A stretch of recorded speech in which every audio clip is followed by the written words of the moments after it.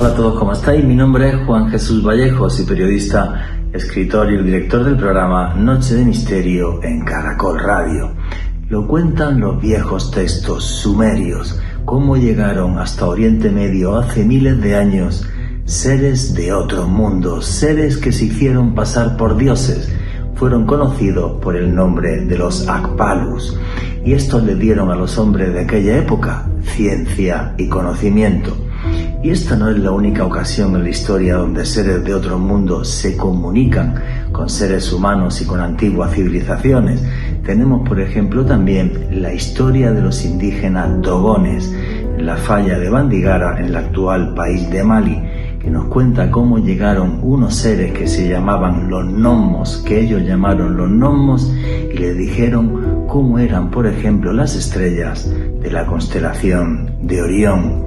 Pero, ¿qué pensaríais si ese tipo de contactos se siguiera dando a día de hoy? Quizás ya no con civilizaciones completas, pero sí hay personas que nos afirman estar en contacto con seres de otros mundos, recibiendo mensajes sobre el futuro y el presente de la humanidad. Pero si queréis saber sobre esto y mucho más, no os perdáis el último podcast de Noche de Misterio en Caracol Radio. Contacto con extraterrestres.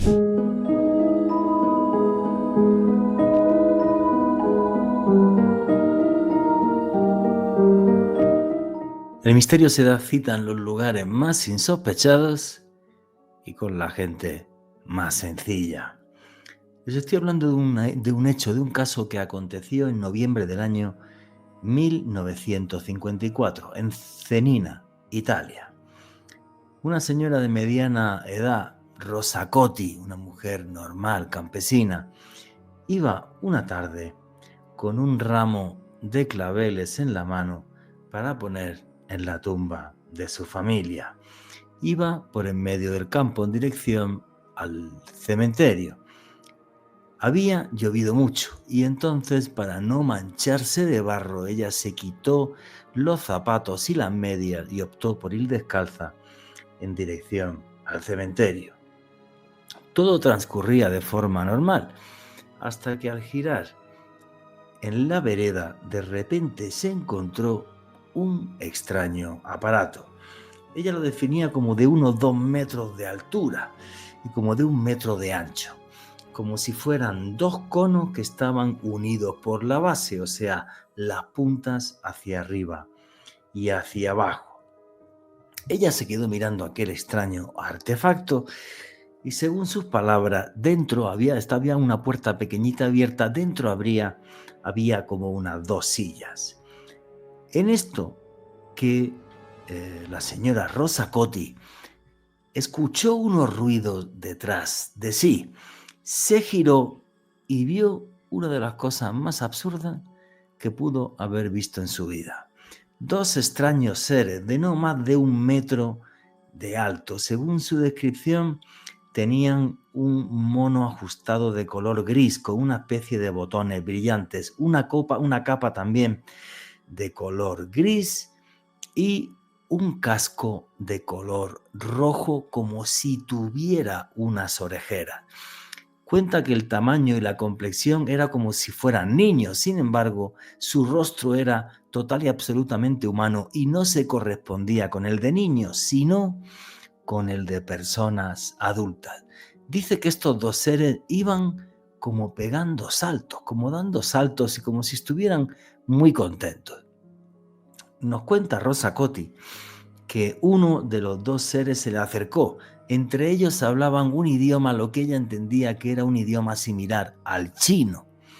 Y cuando uno de estos 2 seres se le acercó, cogió con su mano varios de los claveles y le quitó también una de las medias que ella se había quitado para poder ir descalza.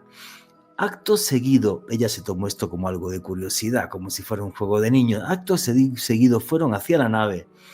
Uno de ellos entró, dejó en el suelo de la nave lo que le había quitado a Rosa Cotti y comenta que al dejar esto en el suelo sacó un extraño artefacto con el que la apuntó. Rosa Cotti, al ver esto, se murió de miedo, ya que no entendía qué era aquel artefacto, y salió despavorida corriendo. Nos puede parecer completamente ridícula esta historia, ¿verdad? El caso es que un montón de vecinos confirmó haber visto esa tarde en Cenina un extraño objeto en el cielo.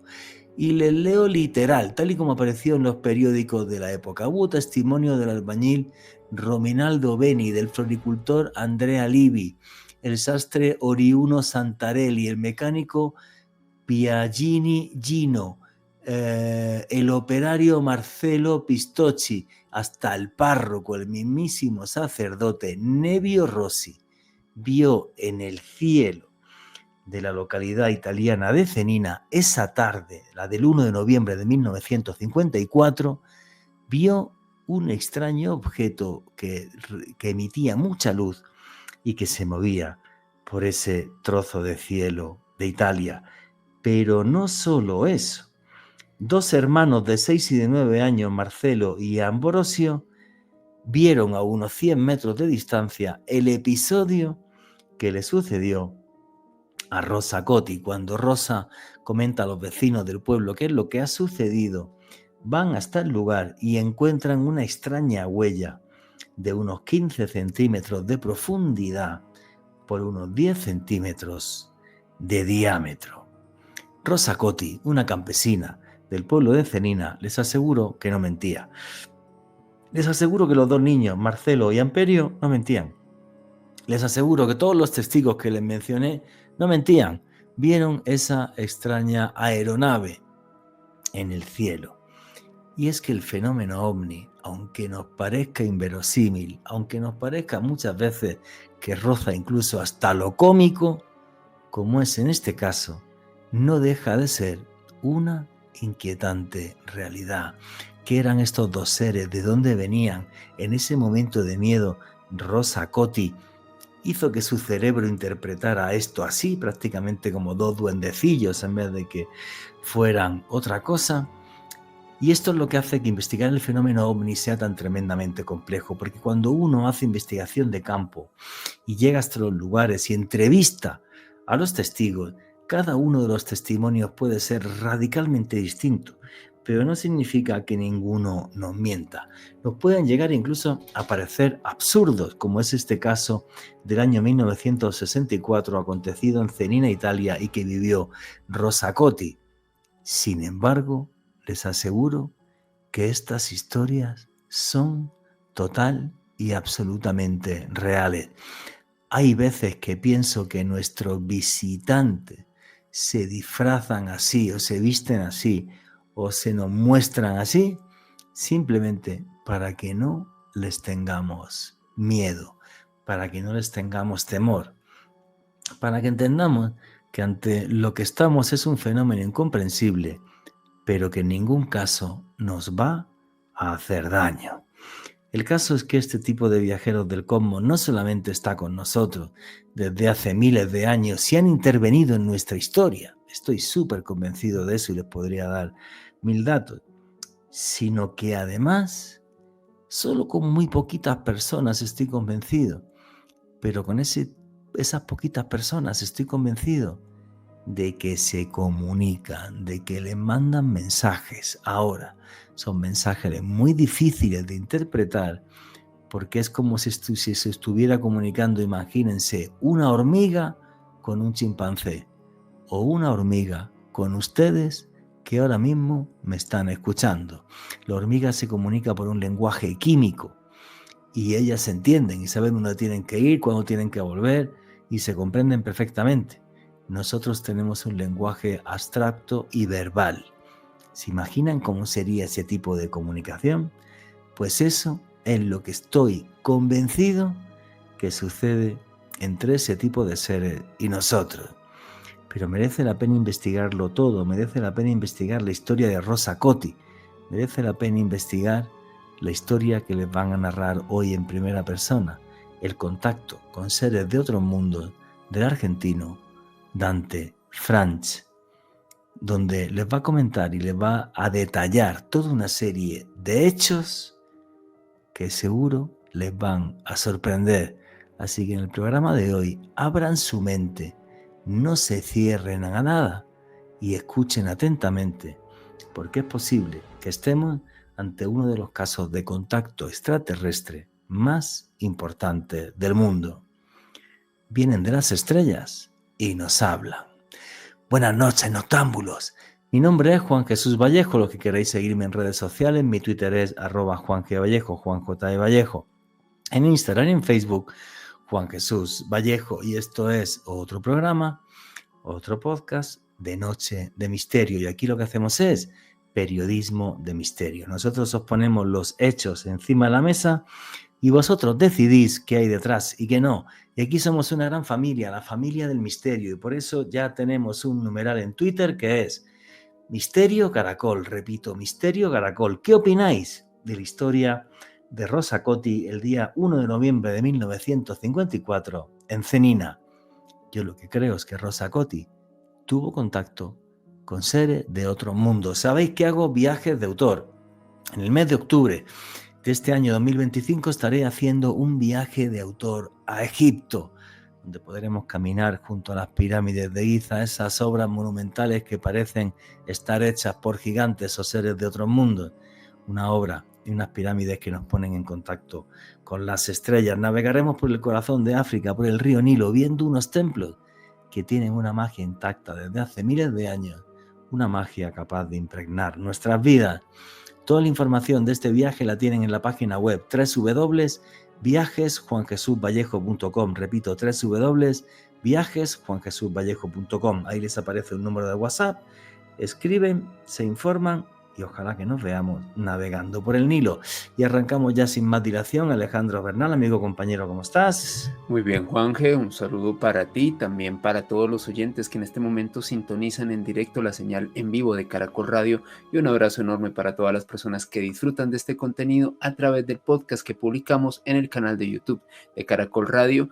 Hoy hablando sobre el fenómeno OVNI, Juanje, un fenómeno que mes tras mes nos trae novedades y en esta oportunidad con una experiencia de contacto absolutamente alucinante. Efectivamente, amigo, y como siempre, tenemos testimonios que nos van a hablar de ese tipo de mundos imposibles que están delante de nosotros. Vamos a entrevistar al contactado argentino Dante Franch y la entrevista con Dante arranca así. Llegan hasta aquí a la Tierra y lo llevan haciendo desde hace miles de años. Os lo he comentado infinidad de veces. No sé cuál es el plan de nuestros visitantes, que estoy convencido que tienen un plan. Lo que sí tengo claro, y no sé por qué tampoco, es que hay solamente un pequeño grupo de personas con las que se ponen en contacto. Bueno, un pequeño grupo o quizás es la punta de un iceberg, ya que hay muchos que aunque tengan ese tipo de experiencia no la van a comentar por el problema social que esto conlleva. Sin embargo, hay otros valientes que sí se atreven a decirlo. Y hoy tengo el privilegio y el honor de entrevistar aquí para Caracol Radio a mi buen amigo Dante Franch, que lo conocí hace unos años acá en Bogotá, con el que tuve una experiencia además bastante curiosa.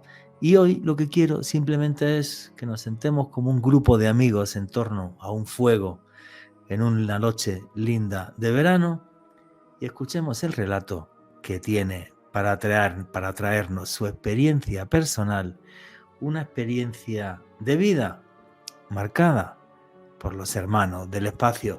Dante Franch, tremendamente feliz de tenerte aquí en Noche de Misterio, en Caracol Radio. Hace poco tiempo estuviste en mi canal de YouTube y hace muchos años estuviste cuando yo dirigía un programa en Blue Radio. Muchísimas gracias por estar aquí en Noche de Misterio en Caracol, amigo. Bueno, Juan Jesús, yo te agradezco de corazón, la verdad que un placer estar nuevamente conectado contigo y es verdad que ya hace unos cuantos añitos que nos conocemos, pero bueno, bienvenido ese tiempo porque ha sido un tiempo hermoso siempre. Pues muchísimas gracias, Dante. Bueno, la primera pregunta es obligada aquí en Caracol Radio, como es la primera vez que estás en Noche de Misterio. ¿Quién es Dante Franch para toda la audiencia de Caracol Radio y Noche de Misterio? Bueno, podemos decirlo así, sintetizando un poco, que soy una persona que con el tema relacionado al fenómeno de la vida extraterrestre, no nace eso en mí en base a leer o en base a escuchar a otros, en base a enterarme de pronto de chico de la existencia de posibilidades de existencia de vida extraterrestre, sino todo nace de mi propia experiencia de ver cosas extraordinarias y que en ese primer instante, imagínate que no, yo tendría 8 o 9 años ahí en Bariloche y cuando vemos primero una nave que viene a un campamento grande de más de 200 chicos, sacerdotes de una iglesia de La Recoleta, la iglesia del Pilar. Esto era un campamento en la Patagonia Argentina, en un lago que es afluente del Nahuel Huapi, un lugar de mucho turismo internacional. Y en esas noches clásicas de guitarreada, de pronto, bueno, la nave viene, pero no es que la veo yo solo, la vemos los 200 chicos, los sacerdotes, la ve todo el mundo. Y eso, imagínate, de muy joven, te crea como una apertura de conciencia ante la negatividad de muchos durante mucho tiempo. Entonces, Dante Franz diríamos que nace un poco con esa experiencia propia, real, física, tangible. Estaba mi hermano al lado mío, aparte de todos los demás chicos, o sea que no soy alguien que nace con el tema en base a lo que leyó o vio por de pronto televisión, sino por experiencia propia vivida. Ok, tú eras un niño, estabas allí en la zona de Bariloche, en el lago Nahuel Huapi, conozco la zona, es de una belleza increíble, los bosques argentinos en la Patagonia son algo digno de mención. Y cuando tienes esa experiencia y ves ese aparato, ¿me lo puedes describir cómo era circular, era una luz? ¿Qué es lo que sientes? ¿Cómo lo vives con tus compañeros? Con gusto, sí. Mira, las reuniones de los campamentos, estos son campamentos organizados, entonces, bueno, había fogones por la tarde o noche y se cantaba, dependía las características del clima. Y esta es una zona, ahora ya tengo 72 años, esto, imagínate, de 60 y pico de años atrás, mucho menos poblada de lo que puede ser ahora, pero sí rodeada de bosques, de pinos, alerce y toda esa característica de la Patagonia Argentina. Entonces, en una de esas guitarreadas se hacía un círculo con troncos, el fogón en el medio, se cantaba, había 2 o 3 con guitarra, eran canciones, no digo religiosas, pero viste, con un tenor de esa Casi. índole. Claro, porque la iglesia del Pilar es tradicional, Recoleta, etc. Fundada en 1700 y pico, esa iglesia por los españoles, así que imagínate el recorrido, ¿no? Y de pronto estaba muy estrellado. Y una estrella, entre comillas, que brillaba más, de pronto empezó como a agrandarse. Agrandarse significa que se empezó a acercar, traducido hoy, ¿no es cierto? A medida que se acercaba, baja un poco, porque estaba más bien alta, baja como si fuera para que la gente pueda darse cuenta sobre lo que es el lago, unos 33 grados aproximados. A medida que viene, ¿qué ocurre? Se la ve más grande. Iluminaba el lago abajo y ya era una cosa de un color anaranjado, brillante, con tinte dorado, y venía despacio, incluso iluminada abajo, en la parte del lago. Los que estamos en el medio círculo mirando somos los primeros que lo vemos, incluido mi hermano. Entonces, lo que la mayoría hacía era levantarse, y cuando los que estaban de espalda ven que los demás se levantan, dicen, mira eso, giran, se levantan, empieza a decir, ¿qué es eso? Empieza, uno corre para acá, se cae, se tropieza, van corriendo para allá, van corriendo para acá, y empieza a correr todo el mundo, incluidos los sacerdotes, por eso vino y vino y vino. Entonces, de una noche oscura, alumbrada solo por esa fogata, esto alumbraba todo. Era extraordinario. Y yo lo que me pasa, no te puedo decir por qué en ese momento. Si bien mi hermano, que tiene 1 año y medio que yo, al lado. Yo me quedo sentado. O sea que no tuve miedo, lo miraba con una, no sé cómo explicarte, estamos hablando de un tiempo que todo esto de tecnología no existía los LED, no existía nada de eso, celulares. ¿Y Y eso vino. te quedaste sentado mirando aquello? El resto de gente me imagino que estaban alterados. Empezaron todos corriendo. ¿Y qué hizo el objeto? ¿Se fue para arriba? ¿O Eso desapareció de sigue repente? viniendo, todos corrían. Yo lo que estoy ahí describiendo lo que pasa, porque no fue que vino a 100 por hora, no, venía despacio. Entonces, a medida que se acercaba, la gente salía corriendo uno para allá. Y mi hermano mismo sale y se va corriendo. De van para el campamento, que quedaba a la izquierda, entre los bosques, ahí se habían hecho carpas. Y eso viene, yo me quedo sentado y lo veo. Y se queda arriba, y arriba yo veo, porque no era una luz que te encandilaba, era una luz de un color anaranjado, entre dorado, pero no era una luz que vos mirás y no podés ver lo que lo emite. Eso tenía una concavidad, era como un escudo al revés, porque vos le Ok. veías esa pancita, se lo veía, pero yo no veía otra cosa porque veía la parte de abajo. Entonces eso se queda arriba, y yo lo miraba así. Y cuando se queda ahí unos segundos, no sé, de 2 o 3 segundos, hace una L y empieza a ir hacia mi derecha, izquierda del objeto que venía, porque ahí había una cancha de fútbol, entre medio de los árboles se había armado una cancha de fútbol donde se hacían las carreras clásicas de embolsados, yo no sé si allá Sí. también supongo, ¿no? Te tapaban los ojos y vos tenías que correr por un lado para el otro, esos juegos de chicos, pero también había una cancha de fútbol, que jugábamos al fútbol, jugábamos al vóley en esa cancha. Y va hacia allá. Cuando eso va hacia allá, no me diga por qué, en ese tiempo yo no lo sabía, me levanto y comienzo a caminar hacia ese lugar. Y yo veo cómo esto va, esa nave, puedo decir hoy, va, cuando llega a lo que sería el claro de la cancha, baja, porque yo veo las luces que pasan entre los pinos, entre los árboles, y va pasando la luz esa, pero el objeto bajaba, y yo iba caminando para allá, no iba corriendo. Paralelamente, porque eso después me lo cuenta mi hermano, cuando él está en la carpa, el encargado de cuidarnos a todos los chicos, nuestra carpa se llamaba Los Teros, que era un muchacho mayor, ponele, nosotros teníamos 8, 9, 10 años de promedio, este joven tendría 22, 23. Entonces, de la carpa teníamos que ser 6, había 5. Y le pregunta a mi hermano, ¿y tu hermano? Está allá en el lago. Bueno, este flaco sale corriendo, va hacia el lago, ya este objeto había bajado entre esos árboles, yo iba caminando despacio y ahí yo siento que me agarran del estómago, me cargan al hombro y me llevan corriendo a las carpas. Era tu hermano. No, era el pibe este mayor de 22, 23 años que era Ah, el encargado, ¿no? Mi hermano le dice que yo, como diciendo, ¿a dónde vas? ¿En qué te claro, vas a meter? cuando mi hermano le dice que yo estaba ahí en el lago, él va hasta el lago, me ve caminando hacia esa luz, corre a donde yo estaba, me carga al hombro y me lleva a la carpa. Ok. En la carpa éramos todos chicos, de entre 8, 9 y 10 años.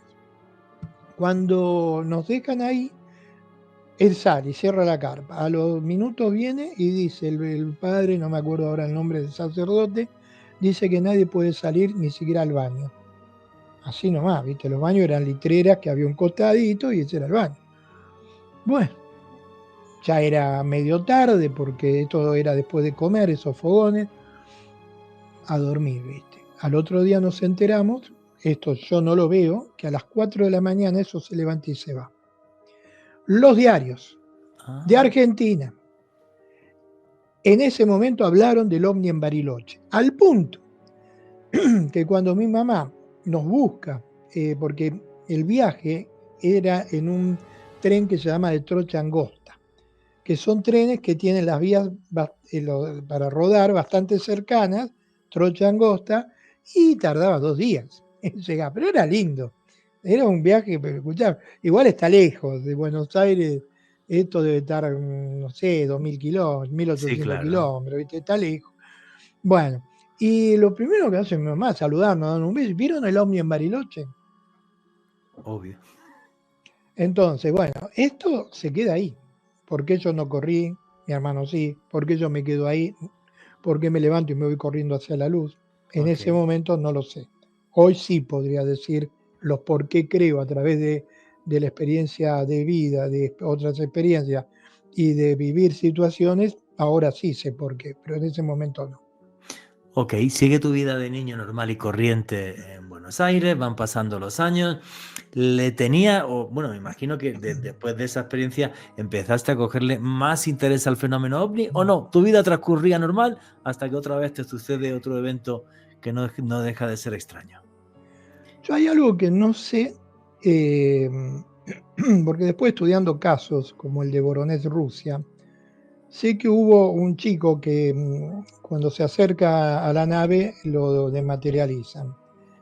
O sea, no lo desintegran, lo teletransportan y Sí, cuando la nave se levanta, eso es, para ser exacto, para que la gente lo entienda claro, bien. claro, por ahí me expreso mal, y lo evaporaron. No, No, lo el teletransportaron porque el caso chico, Voronet es el año 89, ¿puede ser, Alejandro? Sí, Mira, a ver. Jorge, 89. por ahí, 89. sí, es un caso ya Que es de, en el año 89, lo que cuentan los testigos, bueno, para que la gente se haga una idea, claro. para mí es de los Hay, casos ovni más importantes de la historia. Creo que en un podcast lo comentamos este caso y tal. Básicamente a las 5 de la tarde, una cosa así, ¿eh? Al lado de una parada de sí. autobús infantil, donde había niños y tal, llega una nave enorme con forma así como de balón de rugby, con un símbolo y demás, y se posa, tiene 3 patas y se posa en medio de un parque en Voronezh, que deja las huellas perfectamente, y lo que los niños cuentan es que sale como un robot, lo que llamarían un robot, y no sé si era un ser o 2 seres, ya no me acuerdo, si era uno o eran 2. Sí, cuentan un ser y un robotito, porque era Eso medio es. chiquito. Y hay un momento en el que uno de los niños se acerca y tal, y juraría que era el robot, no el ser, el que saca como una especie de arma, una cosa así y tal, no sé, y dispara, y el niño es como que desaparece, y luego a los pocos minutos aparece. Los compañeros que estaban cerca dicen que tenían un dolor de cabeza tremenda y que no se podían mover y tal cuando se acercaron a aquello, y este niño apareció y desapareció. Bueno, esto fue un boom mundial, apareció en la agencia de noticias TASS, que en aquella época en la agencia de noticias TASS no aparecía ningún tipo de noticias de OVNI, era la agencia de noticias de lo que era la antigua Unión Soviética, no se andaban con tonterías, ¿vale? Y esto fue una noticia mundial, se entrevistó a los niños, y yo, por lo que investigué del tema y supe del tema, no estaba allí, pero tengo un amigo mío que estuvo allí, Pablo Villarrubia, estuve investigando, la historia es real, ¿eh? Total y absolutamente real. Para todos aquellos que dicen, no, que los ovnis solo se aparecen en medio del campo a un pescador o a un leñador. No, señores. Hasta se ha tenido que parar un partido de la primera liga de fútbol italiano, el Fiorentina Pistoiese, en el año 50 y pico, creo que fue, si mal no recuerdo. 54, Jorge. En el 54, por un avistamiento de ovni. Era un ovni tan grande que hasta tuvieron que parar el partido, todo el mundo asustado con aquello que se estaba moviendo, una bola naranja enorme por encima de Florencia. O sea, sí, es un caso que está ahí y que es tremendo. ¿Y por qué me comentaban lo del caso Voronet, Dante? El caso Voronet, para mí, uno de los casos ovni más importantes de la historia. La mismísima agencia TASS dio un comunicado de que una nave de otro mundo había estado en suelo de la región de Ucrania, en concreto en la región de Voronezh. Una historia que me fascina, porque nos demuestra que los ovnis no hace falta que se aparezcan en lugares apartados, también pueden hacerlo, en este caso en la parada de autobuses de un niño. Continuamos con Noche de Misterio.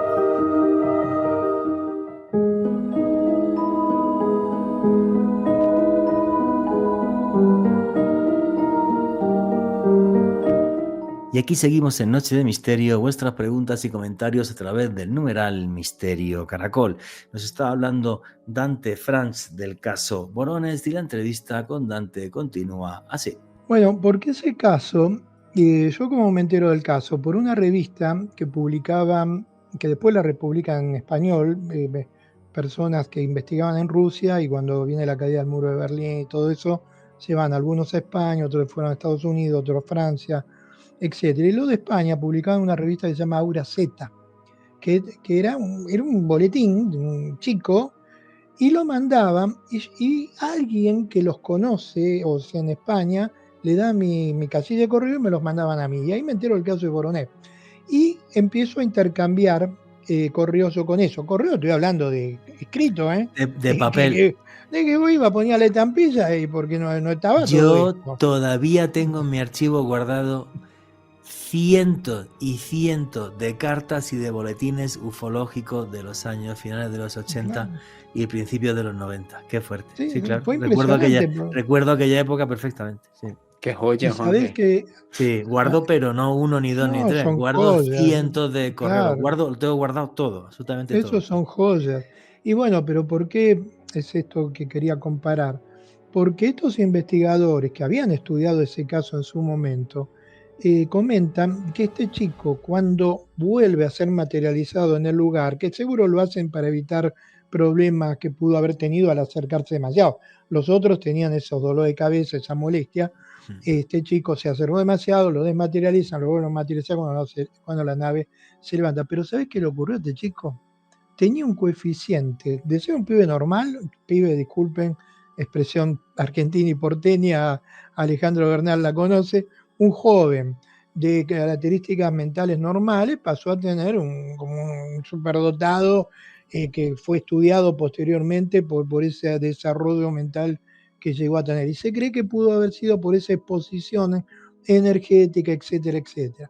¿Por qué cuento esto? Al margen de el caso Bronés, que yo lo publico como un caso testigo, porque en una entrevista que hacen los japoneses de allá, donde tengo la filmación, si no la tenés te la puedo buscar, porque era en VHS, estamos hablando, parecemos el hombre de la caverna, ¿viste? Buah. Sí, periodistas japoneses le hacen a los chicos dibujar con un traductor ahí que le hablaba en ruso, y los pibes dibujan, ¿sabés qué? El símbolo humita o el símbolo kanaga. Sí, ¿Entendés? señor. Es similar. Sí, señor. Sí, Y lo señor. dibujan. Entonces yo doy a conocer en mi segundo libro del plan, segundo del plan cósmico, tercer libro, la trilogía del caso de Valderres, el caso Boronés y los dogones en África, con el símbolo canago, el símbolo humito. Lo doy a conocer así. Porque, no sé si vos llegaste a estudiar el caso de Valderres, yo tuve una testigo, que es la madre, ve esa tarde la nave, estaba teniendo ropa enfrente, como en unas bardas o ¿En no dónde? es montaña. ¿En qué sitio? Esto es lo del Valderres en España. San José de Valderas. San José de Valderas. Esa, ahí está. José de Valderas. Valderas. Entonces, ¿cómo es? Valderas, San José de Valderas. Valderas, ahí está, Valderas. Entonces yo hago toda una trilogía por el símbolo, más que nada, que ya hace casi 800, 900 años los dogones lo dibujaban, después aparece en Boronet, aparece en Valderas, aparece... Te puedo decir, y esta historia la viví junto a JJ Benítez, que es mucho más antiguo. Y eso, el caballero que se lo dijo a JJ Benítez es un servidor. Y a día de hoy ese símbolo además es una bandera. Pone en Google, ahora te lo paso, bandera Amazigh, ¿vale? La bandera de los hombres libres de África. Las tribus bereberes, ¿vale? Ese símbolo tiene por lo menos 5.000 años de antigüedad. Lo que pasa es que los dogones en Mali, que están en la falla de Bandigara, están justo en la frontera del país tuareg, del Azaguas. Por eso ellos también tienen el símbolo, ¿vale? Bueno, tú en esto eres un súper, hiper especialista por sí, tu experiencia propia, investigativa y bueno, y todo eso. Pero bueno, sí, el punto fue ese, que yo no sé si fue desde ahí o antes, porque ya te digo, era muy chico, pero yo empecé a tener mucha percepción extrasensorial. No sé, por ahí podía estar jugando al fútbol en una plaza y de pronto veía a una tía venir a casa con un paquete con tortas o lo que sea, después ya más joven, un poco más crecido en la escuela primaria y secundaria, poder hasta adivinar el tipo de bolilla que me iba a tocar en un examen, ¿viste? Sí. Cosas que en principio no tenían trascendencia, pero te venían a la mente. Yo, claro, o sea, no estoy seguro si antes, porque si bien antes yo había tenido una experiencia de ver una esfera, tendría 6, 7 años más o menos, y antes de eso, no, la esfera fue un poco antes de lo de Bariloche, y antes de eso, una voz que me habla en mi cabeza, que fue todavía antes, de escuela Jardín Infantes, ¿no es cierto?, estando yo solo. que esa voz vuelvo a escucharla 2 o 3 veces en los previos a los contactos, ¿eh? Y es una voz de mujer, pero la siento en mi cabeza, no es que la escucho por el Una oído. voz de Una voz mujer. de mujer, sí, sí, sí. En esa lo único que me dice que no llore, que la voy a volver a ver por mi madre, y después mi madre muere cuando yo era muy chico, tendría 10 años, 11 años. Después en uno de los contactos que diluviaba en Buenos, pero no me quiero saltar tanto, Sí, porque eso, claro, vayamos por partes, vayamos por partes. dejémoslo ahí, ¿viste? ¿Cómo, ahora nos cuenta, Ah, cómo es la experiencia ovni que cambia tu vida? Que tú a mí ya me la has contado, pero el público no la conoce, que además no tiene nada que ver, que estés en el campo ni nada. Creo que estabas en tu casa. ¿Cómo es esa sí, sí. experiencia, Dante? ¿Cómo es esa experiencia? Bueno, mirá, para mí, ya te digo, ver esta nave que yo la veo luminoso, por más que veo la curvatura de abajo, o sea, había una estructura. Yo llego a ver el platillo clásico tipo, a ver, Paul Bill Alburquerque, viste la nave que tiene las ventanas, domo superior, domo inferior, físicamente, no solo yo, lo ve mucha gente sobre Buenos Aires, pero cuando pasa a ver donde yo estaba fue un primer plano. Bueno, salteo todos los detalles. El tema del llamado para la huella del pajarillo, etcétera, salteo el detalle. Para mí, lo que a mí me genera que hoy esté acá hablando con vos y no dedicado a la construcción, porque llegué a tener una empresa de construcción, es un llamado que un llamado al grupo de los 9, un contacto, en donde estamos esperando. Para mí eso fue impactante. Estamos esperando una nave y de pronto empiezan a bajar como esferas que van formando figuras. Pero eso fue me estás contando lo del pajarillo. Es en el pajarillo, pero posterior a la huella. Eso, pero Porque vamos, esto pero para que la gente lo entienda bien. Vamos mucho más atrás. Tú una vez me comentaste que tú estabas en casa con tu esposa y una noche te pasa algo sí, en el 80, claro, en Eso es lo 1980. que... Pero eso en realidad no es que me cambia la vida, porque yo ahí todavía no estaba en el tema ni nada que ver. Perfecto, aunque no te cambie la vida. ¿Qué fue lo que te pasó? Bueno. No, esa fue impresionante porque ahí veo físicamente a esa voz que me había hablado y que posteriormente me habla. ¿Qué Entonces, ¿Qué te sucedió esa noche? yo estaba haciendo, o sea, en ese tiempo no era una empresa total de construcción, en ese tiempo yo hacía solo refacciones y en este caso tenía una construcción eléctrica que tenía que hacer cálculos de cable, grosores, metrajes, llaves, tipo de llaves, etcétera, etcétera. Y estaba armando el presupuesto sentado en mi cama, en la mesita de luz al lado. Mi señora dormía porque llevaba a los chicos muy temprano a la escuela y con un veladorcito no de alta intensidad para que no moleste, era un velador tipo direccional, y de pronto veo que la luz empieza como a cambiar, no digo apagarse, pero sí como a cambiar, y yo siento como una sensación extraña en mi cuerpo, y algo que de estar sentado y mirando hacia abajo es como me hace esto, y así, y veo como un tubo de luz y una cosa blanca en el techo. Todavía yo no veo el techo transparente, de donde era como blanco y la luz y un tubo. Ahí empiezo a sentir como algo que me levanta y cuando voy a traspasar veo la huequedad del techo y veo hacia arriba. Y me levantan hasta un objeto que cuando voy subiendo lo veo ovalado y un rectángulo que se abre de un color distinto, era como un color azul. Lo que yo veo no era redondo. Cuando voy subiendo era como medio ovalado, no muy alargado, pero sí tenía una forma oval. Y el rectángulo que se abre. Y me levantan y me meten adentro de un lugar. Cuando yo entro ahí y quedo parado, no estaba dormido ni nada, serían 2 y pico de la noche. Yo generalmente me duermo 2, 3 de la mañana. Trabajaba en Barrio Norte para gente ultra rica que no podías ir a las 7 a tocar el timbre, o sea que yo tenía que ir después de las 10, 11 del mediodía. Entonces yo tenía un horario que era muy distinto a muchas otras personas. Cuando entro a ese lugar había 3 seres parados frente a mí. Eran 2 mujeres y un hombre. Y una de ellas empiezo a sentir en mi cabeza que me dice, no temas, no te vamos a hacer daño, tranquilo, yo qué sé, me decía eso, pero no en el oído, repito, en mi cabeza. Pero Disculpa, es algo disculpa, así. disculpa, Sí, Dante. ¿Dos mujeres y un hombre sí. normales como nosotros, o eran más altos o más bajos, rubios, morenos? ¿Cómo eran esas dos mujeres y ese hombre? Bueno, con respecto a la cabeza se veía en las mujeres con más detalle, era como el doble de grande de la cabeza de una mujer normal. Era más grande la cabeza, el cráneo, pero como tenían pelo también largo, uno era un color medio castaño, la otra era más un rubio, no de esos rubios despampanantes, pero y sí el pelo largo, las dos tenían el pelo largo, pero no era un pelo suave, no sé cómo explicarlo, sino con Eh, voluminosidad. ok.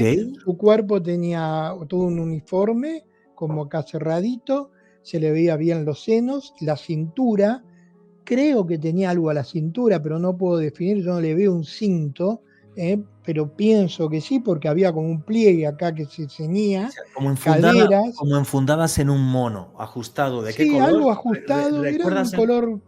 color cremita claro, blanco tirando al Ok, cremita, ok. no crema tampoco, son colores indefinidos, pero era algo más tirando al blanco Clarito, clarito clarito, antes que clarito. el crema, ¿me Listo, listo, entiendes? listo. Algo así Sí, sí, era. perfecto. Este, y tenían como un símbolo que lo tenían a un costado del pecho de ellos, que sería yo viéndolo de frente de ellos, era como si fuera del lado derecho de ellos, que era como un rayito Ok. dorado que estaba ahí en el pecho. Eh, y siempre me hablaba y me decía eso, la nariz era chiquita, tenía mentón, eh, pera, perdón, y acá como más gordito, la parte esta En ok, los como pómulos. los pómulos como más gordos. Los ojos parecían normales pero más grandes. No le veo orejas por el pelo. Ok. ¿eh? La frente sí, ancha. Y ella siempre me hablaba y me decía eso, me hablaba Te internamente, hablaba en tu en mi mente cabeza. por telepatía. Pero ¿por qué yo identifico esa voz con la que me había hablado mucho antes, cuando me dice no temas, la vas a volver a ver, o no llores, no, la vas a volver a ver, o posteriormente, cuando me dice tan poca fe no tienen un contacto, o posteriormente en otra de las experiencias? Es algo así. ¿Cómo se entera una madre que tiene 3 hijos y percibe a uno que está con fiebre si no le habla? Hay una emisión que nos identifica y pienso que esa emisión que transmiten nos identifica. Entonces yo por eso es como que reconocí La voz. esa conexión que me generaba, porque al final si no hay un sonido, el sonido es una onda vibratoria que va a nuestro cerebro que lo transforma en impulsos eléctricos, pero ese impulso eléctrico tiene una determinada o algo que se sabe identificar a una persona sin verla por la voz.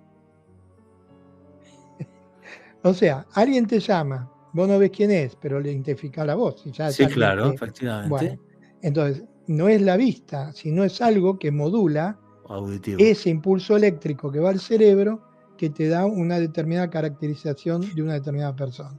O sea, tú Entonces, llegas ahí, ves los tres seres, una de esas mujeres te está hablando internamente y reconoces que es la voz que tú has escuchado sí, de niño. ¿Y cómo siempre sigue tranquilizándome, eso? tranquilizándome. ¿Y cómo sigue la historia? Ahí ella se acerca. Cuando se acerca a mí, sin tocarme, yo veo en su mano derecha que tenía como si fuera del tamaño de una... La mano de ella no era mucho más grande que las manos nuestras. La altura quizás igual o mínimamente un poco más que mi altura. La Ok. otra era un poquito más baja. El hombre era más alto. La cabeza parecía más chica, pero más grande nuestra, pero tenía el pelo corto rubio, bien marcado rubio, más intenso que el rubio de una de estas De las mujeres. mujeres. Ok. Entonces, cuando se acerca con ese objeto que parecía como un diamante porque tenía como biselado todo alrededor, Ok. se acerca a mi frente a una posición como esta A un palmo. y a un palmo. Ella porque yo estoy viendo eso y la veo a ella. Gira y sin hablar dice, ya está preparado. Y eso yo lo capto también. Ya está Ya preparado. está preparado. Ella se va hacia atrás y me pide que me recueste. Y me señala. Cuando yo miro y veo una camilla. Yo antes no la había visto la camilla, posiblemente porque mi atención estaba todo en ellos, ¿no? Tampoco veía paredes. Entonces me voy hacia la camilla, despacio, y así como llego a la camilla me recuesto. Veo que no tiene patas. Tampoco tuve miedo de decir me voy a caer. Me recuesto. Y cuando me recuesto, viene este hombre que estaba con ella y trae, como si fuera una carpeta rectangular de este ancho, de un color marroncito, no sé, color roble, no se puede definir exacto, y la sostenía como vos sostenías una bandeja cuando vas a llevar algo, ¿eh? Y empieza a pasarla por mi cuerpo. También a esta altura de mi cuerpo, nunca me tocaron ninguno, y lo pasa de la cabeza a los pies, de los pies a la cabeza, y lo hace varias veces. Ok. ¿Cuántas? No sé. Yo no me duermo, pero veo que está pasando eso, y lo va sosteniendo y lo pasa. Y camina hacia atrás y vuelve y lo vuelve a pasar. Yo, para mí, estaban escaneando mi cuerpo. Ok. Ok. Una vez que termina de hacer eso, se va hacia atrás con las dos mujeres y me dice que me levante. Y yo no sé por qué, en vez de levantarme por el lado que me senté para recostarme en la camilla, me siento, pero del otro lado. Cuando me siento del otro lado, ahí sí veo a menos de 1 metro mío una pared curva. Y Ok. contra la pared, como a la altura de mi panza, un instrumental que era como si fuera un tablero de computadora externo de ese tamaño, un poquito más grande quizá y más ancho y un poquito más largo, pero no tenía teclas. Y estamos hablando de 1980. Eran como celdillas con dibujos, símbolos, y yo no puedo recordar los símbolos, porque tampoco Ok. fue que me quedé mirándolo así. Sí, fue un Lo único que instante. cuando yo veo la pared curva y paso frente a ese tablero y pienso, ¿será esto para manejar? O algo así pensé en ese momento, siento en mi cabeza que ellos manejaban esa nave, pero sin tocarlo como nosotros haríamos con un teclado, sino por la mente. O sea que ellos con la mente manejaban todo ese instrumental que estaba allí. Me dice que me acerque, sigo caminando, me quedo siempre con el tranquilo, no te vamos a hacer daño, etcétera, y me dice que me acerque de nuevo al rectángulo que me van a descender. Yo paso frente a ellos de nuevo, me ven, me paro en el rectángulo y ahí, cuando bajo, ahí siento un vértigo. Cuando subí, no sé cómo explicarlo, era esa sensación de que algo te jala y vos sentís endurecido acá, pero al bajar sí siento como algo, como un vértigo. Y sí, me bajan por el mismo lugar. Cuando yo bajo, cuando subo así. Pero cuando bajo así. Y veo un perro que yo tenía ese tiempo en la terraza durmiendo. Me traspasan por ese haz de luz que traspasa el hormigón, que es un hormigón de más de 30 centímetros de la casa que vivía en ese tiempo, y me vuelven al lugar donde estaba. Y ahí debo haber estado 15 minutos que no me podía mover, pero tenía un cosquilleo, hormigueo, no cosquilleo, como cuando se te duerme una pierna así, pero lo tenía en todo el cuerpo. En el Y cuerpo. después, Tú estabas sentado en la cama, ¿no? Tu esposa al lado. cuando yo estaba en una cama grande matrimonial, estaba durmiendo del otro lado. Que ella tipo 10:30 ya se dormía, esto habrá sido como a las 12 de la noche. Y Después ahí del. pasó algo raro que ya me ocurrió después también, en otro caso, que es que mi reloj, que no eran estos relojes, ese reloj que yo tenía en ese tiempo era un reloj que era cuerda, ¿viste? Sí, analógico. Sí, no me acuerdo si tenía uno a pila o no, me parece que era, creo que era como un Tresa que se daba la manija con el mismo movimiento, Automático. puede ser, porque estoy hablando de ya me Hace estamos, muchos años. 40 y pico de años, ¿no? Estamos Ok. 25, 45 años. Entonces, Ahí veo que había 1 hora de diferencia. 1 hora. O sea, Ok.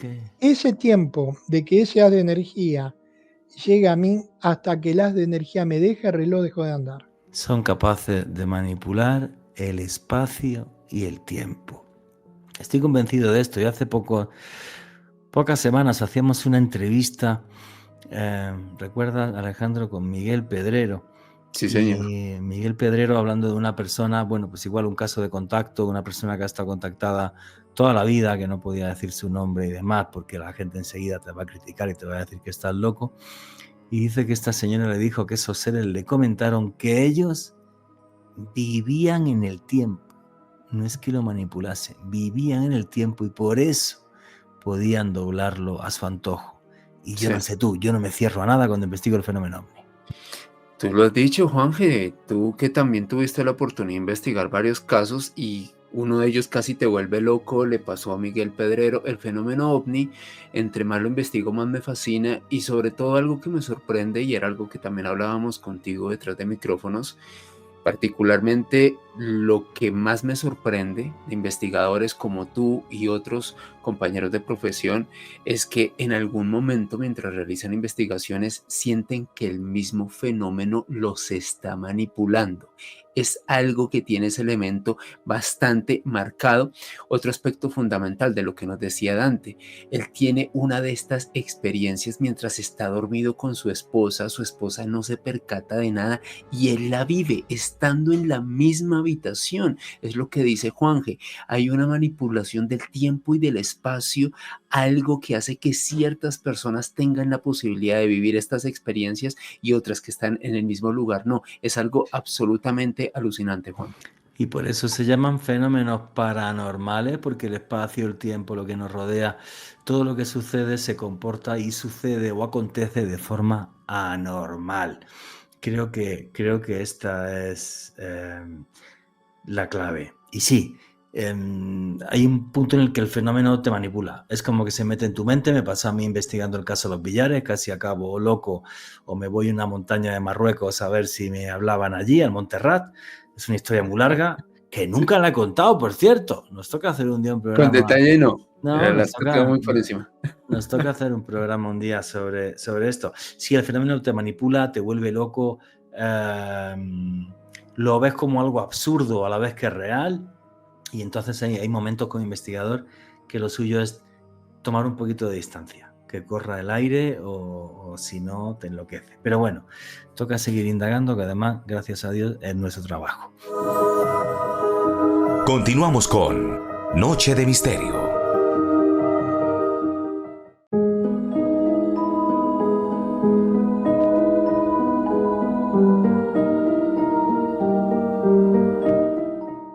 Y aquí seguimos en Noche de Misterio, vuestras preguntas y comentarios a través del numeral Misterio Caracol.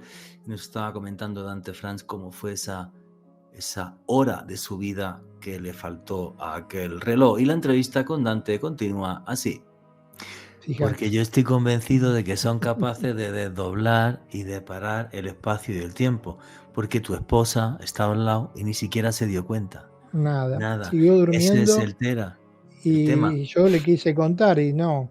Y bueno, ni siquiera la pude despertar. Al otro día sí le conté. A ella, a mi hermano, yo que sea, mi hermano más que nada, no al resto de la familia tampoco, ¿no? Porque tenemos al famosísimo, creo que una vez me contaste, no sé si lo conociste o tuvisteis algún conocido en común, el famosísimo vidente y pintor argentino Benjamín Solari Parravicini. Tuvo una experiencia similar. Él dice que está en medio de la ciudad y de repente es como si del tiempo se parara y se lo llevan para arriba. Avenida de Mayo, por la Avenida de Mayo le pasó eso. Salía con unos amigos de un lugar, pues iban a... Yo conocía a Benjamín Solari Parravicini en el atelier del pintor Mario Loza. Wow. Mario Loza. En una tarde en ese atelier, yo tendría 14, 15 años. Y Mario Loza vivía en un conventillo en Libertador 1066. En el tercer piso había todos atelier de muchos pintores, Arriguti, estaba Páez Vilaró, que después estaba Mario Loza, yo qué sé, Manzorro, Y en ese atelier una tarde lo recibe. ¿Sabes por qué me llamó mucho la atención? Pelado y tenía como una remera de que usan los rugby ahora, pero que en ese tiempo, estamos hablando de Sí, 60 años atrás, casi, un poco menos, 55 años atrás. Y no, era un personaje, ¿viste? No, y esos fueron del atelier, yo estaba abajo y ellos se fueron a la parte de arriba y le mostró para, obras y todo, para no la hablé gente, nada con él. para la gente que no sepa quién fue Benjamín Solari Parravicini, pues a día de hoy mucha gente entiende que ha sido uno de los mayores visionarios del siglo XX porque nos dejó un montón de psicografías, dibujos que él hacía en su especie de trances y tal. Y uno de ellos se hizo tremendamente viral y famoso a nivel mundial porque predijo lo que iba a pasar el día de las Torres Gemelas, el 11 de septiembre. Sí, exactamente. Entonces, claro, y ya se han hecho sus dibujos virales y hablaba de extraterrestres y hablaba de que un día se harían visibles y que el Ujú. mundo cambiaría y dejó toda una serie de profecías sobre eso Sí, súper interesantísimas. Simplemente el hecho exactamente. de que lo conocieran me parece ya algo fascinante, vamos, pero Sí, fascinante. quizás yo Mario Loza sí, porque Mario Loza conocía a sus hijas, tenía 2 hijas, y es una persona que yo aprecié mucho. No digo, podría llamar también maestro, porque su filosofía era muy espiritual.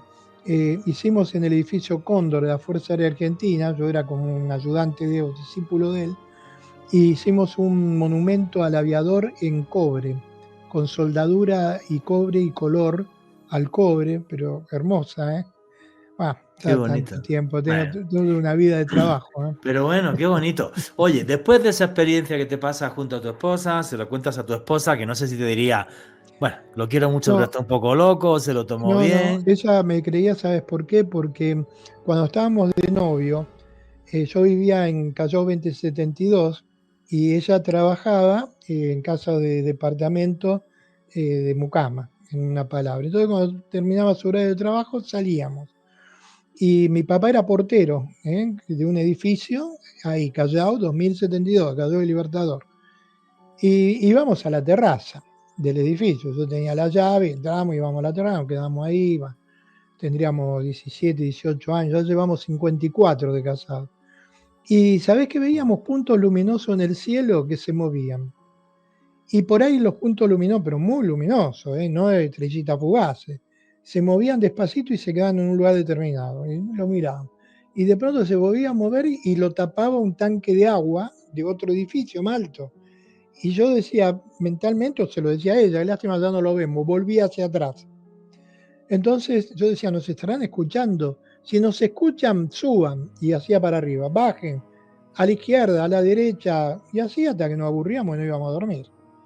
¿Entendés? Claro. Entonces, ella ya había tenido experiencia conmigo, ella tuvo experiencias en Corrientes, en un pueblo que ella vivía, que ni siquiera sabía que existía una ciudad. De pronto ve algo luminoso y que le habla y le dice que todo lo que ella veía alrededor no era nada comparado con todo lo que existía en el mundo, y le dijo cosas respecto al planeta, pero ella no lo sabe describir, era chica, ¿entendés? En ese tiempo. Entonces ella había tenido experiencias, como conmigo y previas, como los tuve yo, previas. Entonces es como que de alguna manera los caminos que se unen se forman porque hay un proyecto posiblemente de estos seres respecto a los humanos. Y de acuerdo a Alejandro, ese proyecto van uniendo caminos. Alejandro Bernal quería comentar algo. Sí, Juanje, es que esto último que nos comentaba Dante, esta vivencia que tuvo él con su actual esposa, como si tuviera esa conexión de darle órdenes a estas luces que él veía cuando subía a la terraza del edificio, me hace recordar a una historia que se hizo muy viral de un ex militar norteamericano, Jake Barber, quien hizo parte de la recuperación de un ovni en forma de huevo, un video que se hizo viral, y este hombre comentaba algo muy interesante, Juanje, Dante y oyentes.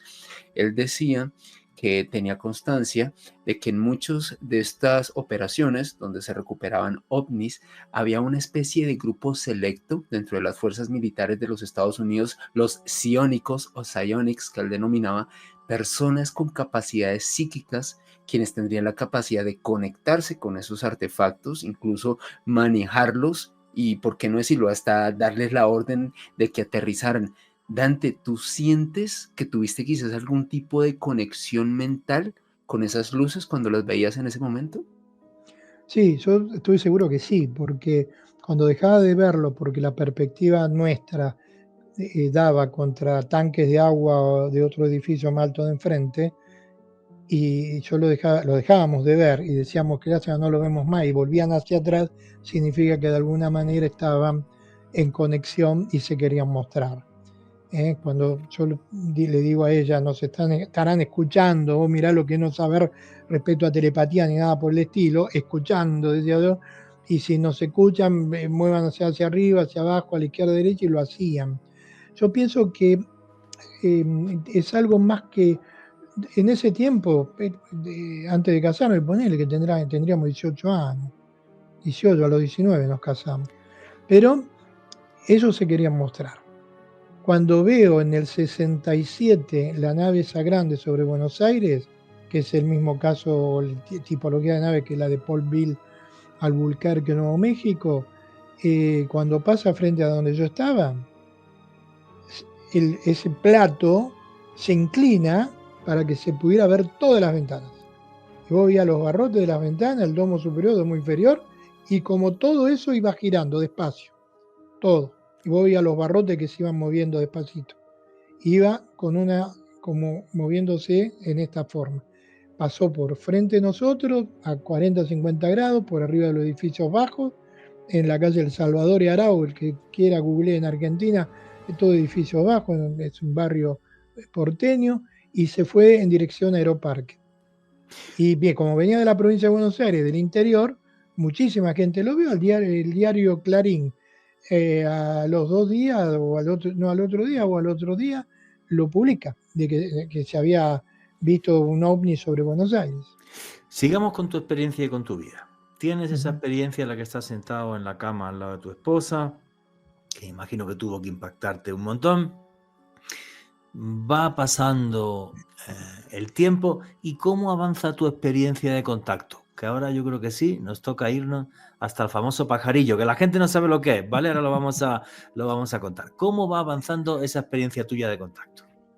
Mira, yo seguía trabajando con mis cosas, electricidad, después agregué pintura, después refacciones, después no todo, después puse todo un conglomerado de gente que trabajaba y yo tomaba los trabajos y hacía la refacción. Y pasaron unos 4 años hasta que en 1984 empiezo a sentir en mi cabeza como un llamado, que no era la voz de este ser que me habla, sino era como un llamado para ir a un lugar de encuentro. Yo no entendía ni sabía, porque no era un tipo que había leído sobre otro contacto, no había leído nada de esto. Cuando aparecía en algún diario que habían puesto un satélite, me gustaba leerlo, pero nada más. Y cuando empiezo a sentir eso, como no sabía dónde, le pido a mis hijos que estudiaban si había que me den un mapa completo de Argentina. Lo abro, uno de mis hijos me trae un mapa grande que tenía, y dejo que mi dedo vaya a un punto, y ese punto era una localidad en Chubut, cerca de Puerto Madryn, que se llama Puerto Pirámides. Y siento que ahí tenía que ir, y una fecha estimada en el mes de, el día no me acuerdo, pero sí que fue tipo enero o febrero de 1984. Yo le digo a mi señora, mira, siento como un llamado, que tenemos que ir hacia allí, que tenemos que ir a este contacto. Y ella me dice, bueno, vamos, yo tengo un Renault 12, no sé si existen esos autos en tu país, pero Yo bueno, un Renault. en España yo tuve uno muchos años. Bueno, ¿sabés qué hizo? Más viaje que ir a la luna y de vuelta, más o menos. Pero bueno, tenía el Renault 12, y digo, bueno, lo voy a preparar y me voy a organizar, total falta, no sé qué sé, 40 días, algo así. Y cada vez me salía más trabajo y más trabajo y más trabajo. Y cuando llegó la fecha y vi que no iba a poder, mi señora me dice, mira, si no andás en colectivo, en un microbús, andá vos solo, vas a este lugar que tenés que estar y te volvés. Y sí, pero no, mejor no voy a ir, no voy a ir. Pum, se cortó ese llamado telepático, se cortó totalmente. No lo tuve más. Y ahí pasó casi un año, hasta que en 1985 vuelvo a tener otro llamado, pero esta vez era a las zonas cercanas a Capilla del Monte, en Perdona, Córdoba. cuando sientes el llamado, ¿es una voz? ¿Es una sensación? ¿Cómo es, Dan? Sí, es más una sensación, no una voz. Es como algo que vos ya sabés, como si hubiera una ecuación de algo que tenés que resolver y vos ya la ecuación la conocés. No es una voz, es algo interno que como que vos lo sentís que tenés que hacer esto otro. Pero no es obligado, pues ya te digo, cuando yo siento lo del 84 a Puerto Pirámide, después no voy. Voy a los años después que tengo una experiencia ahí. Pero en ese llamado no voy. En el 85 digo, sí, esta vuelta me voy a organizar bien, voy a ir y voy con unos compañeros de un curso que estábamos haciendo de bioenergía y vamos a una localidad. Cuando llegamos a Capilla del Monte seguimos de largo, yo sentía que ahí no era. Cuando llegamos a un pueblo que se llama Charbonnier, ahí sí sentí que era. Giro el auto y me meto por un camino rural que no conocía, no había GPS, no había nada, nada, de nada. Y voy hasta un alambrado. Cuando llego al alambrado siento en mi cabeza que apague la luz. Apago la luz del auto, bajo del auto y conmigo había otras 3 personas más. Y de un cielo nublado, de nube baja, aparece un objeto anaranjado, brillante, pasa de las nubes, se queda suspendido y comienza a tener un movimiento zigzagueante, como no estático, como un foco o una estrella, sino zigzagueante, se movía despacio. No tengo Alzheimer, no es que me tiemble la mano, estoy tratando de hacer el movimiento. Y hacía como, se levantaba un poco, volvía a bajar y hacía como si fuera una cruz, iba marcando en ese movimiento. Lo vemos todo, estamos fascinados, se queda 30 segundos, 40, un minuto, no sé, porque en esos momentos no estás esperando a ver si podés fotografiar, filmar. Y de pronto hace de vuelta esto y se va para arriba y se mete a la nube de vuelta. En el interín que el objeto aparece, todo el sonido alrededor nuestro desapareció. Dejó de haber sonido de plantas, de movimiento del viento por las hojas, los grillos, todo alrededor. Cuando eso se vuelve hacia las nubes, otra vez la naturaleza normal. Creímos que ese era podemos llamar, que para eso habíamos ido. Entonces nos vamos al pueblo, buscamos un lugar para quedarnos y al otro día sentimos de ir a Los Terrones. Los Terrones es otra localidad muy interesante de ahí. Vamos a Los Terrones, estoy obviando cosas en el medio, y viene con nosotros uno de los dueños de ese tiempo de Los Terrones, que era Aldo Verón. Aldo Verón nos acompaña. Y en un momento determinado yo voy subiendo con este Renault 12 que estaba refundido ya y consumía más aceite que nafta, y el coche tenía que ir a una subida importante. En un momento, vos creo que has estado en la zona de Los Terrones, No he ido, Juan Jesús, no has ido. me Bueno, encantaría, no está, no está. bien, vamos subiendo, el coche no daba, y de pronto, no sé qué pasó, sentimos que el motor de ¡vum, vum! ¿Viste? Tuve que dejar de acelerar. Lo vendí con más de 450.000 kilómetros sin tocar el motor. ¿Qué le hicieron? No sé. Pero descarto eso, dejemos eso ahí, no importa. Llegamos a un lugar determinado y siento como algo que dice acá. Paro el auto, mirando hacia un barranco, el Cerro Pajarillo enfrente. Estamos ahí en el auto, bajo del auto, y de pronto de enfrente aparece un objeto en forma de campana. Se veía bien el límite del cerro contra este objeto y aparece como un tubo de luz, como si fuera un haz de luz determinado, ¿no? Que seguía, sí, un tubo de luz que salía de este objeto en forma de campana y hacía como un barrido. Iba barriendo toda la sierra. Entonces, cuando tocaba la sierra, la luz la iluminaba despacio. Cuando pasaba por la parte de atrás, no se veía nada. Y salía del otro lado, se volvía a ver el tubo de luz. Y se veía bien la forma de campana de este objeto allí. como verán, no le digo plato volador, le digo objeto, algo.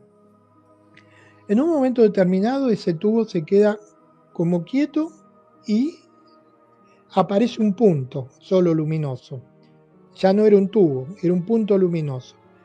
Y ese punto luminoso sale, hace una curva hacia abajo, porque el Cerro Pajarillo es bastante más alto que los Terrones, vuelve a subir un poco y cuando se acerca donde yo estaba empieza el griterío dentro del auto, que no vengan, que es esto, que hay, por favor, un griterío.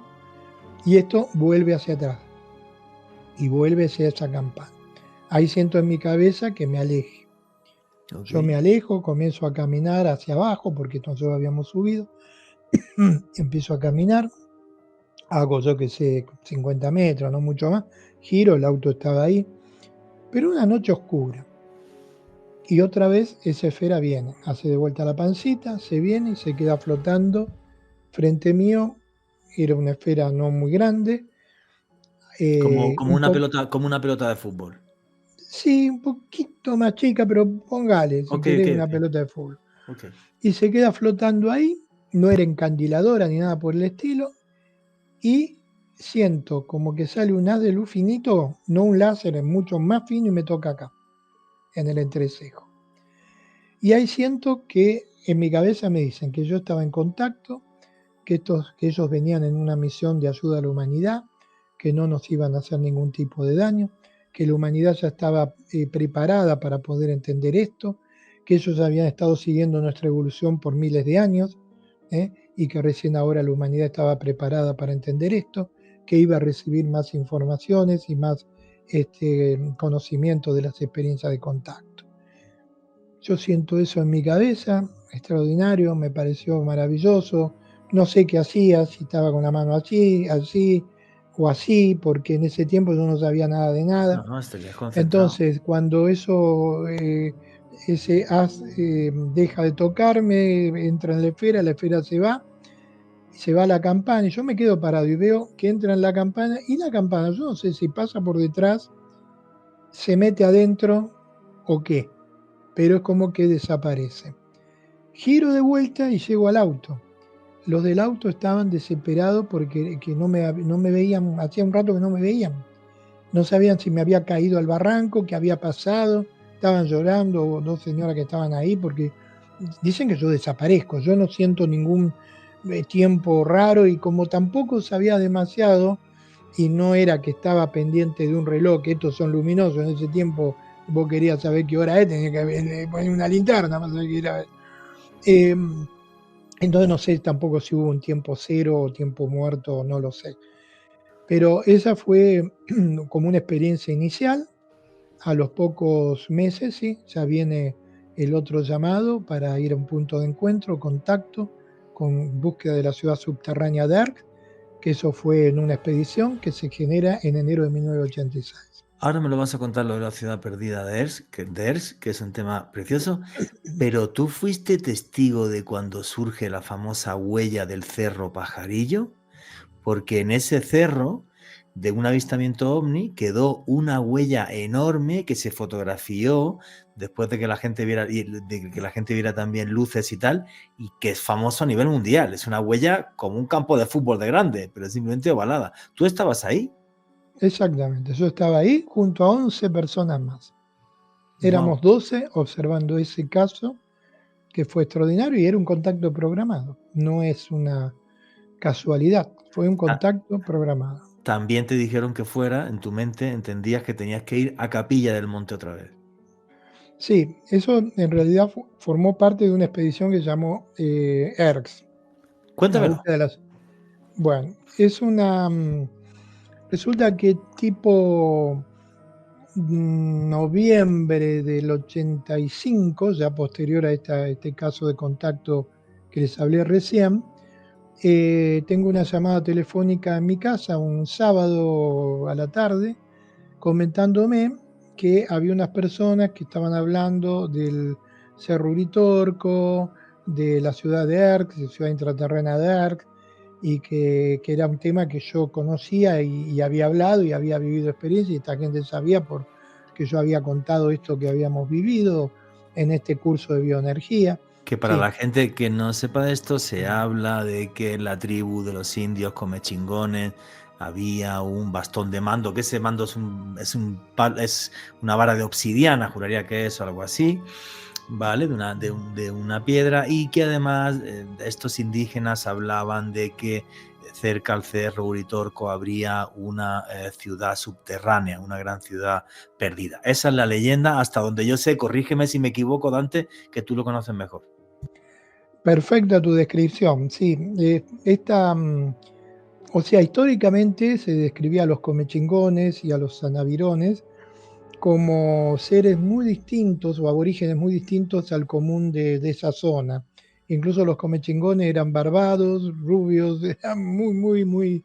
Llegaron a hacer un disco solar en relieve en el cerro, en los cerros colorados, que lamentablemente está en el museo británico. Se robaron el disco solar Comechingón y está allí. Pero bueno, el tema es que esta expedición que se estaba organizando, no solo yo, sino había un grupo de personas que lo organizaba, era en búsqueda de esa ciudad intraterrena de Ar. Yo me conecto con estas personas por ese llamado telefónico. El día sábado no voy a una charla que daban en el centro de Buenos Aires, voy el domingo. Cuando termina la charla, la gente muy bien, todo aplaudiendo, se levanta y dice, yo me quedo porque voy con 2 fotos que habíamos tomado en el contacto que habíamos tenido ahí en esa zona que ellos hablaban. Entonces, imagínate, ellos no habían ido. Hablaban porque conocían un poco de la antropología metafísica de Terrera, del doctor Guillermo Terrera, que era un estudioso de estos temas. Entonces, cuando les muestro las fotos, se quedaron locos. Decían, pero ¿cómo? Sí, yo estuve ahí, tuve un contacto, no podían, por favor, vení en la oficina nuestra, en tal lado. Entonces me dan la dirección, a los 2 o 3 días los llamo y voy. Y bueno, ahí me agregan a ese grupo que estaban organizando y me sumo a ese grupo y vamos a esta expedición en búsqueda de la ciudad intraterrena de Arx. Cómo me encantaría haber hecho alguna expedición alguna vez por Argentina buscando la ciudad intraterrena de Erx, de las que nos hablaban los indios comechingones, y donde además había un bastón de mando de obsidiana bastante curioso. El bastón que dicen que un día agarrará el dueño, no el dueño, sino el que maneje el mundo.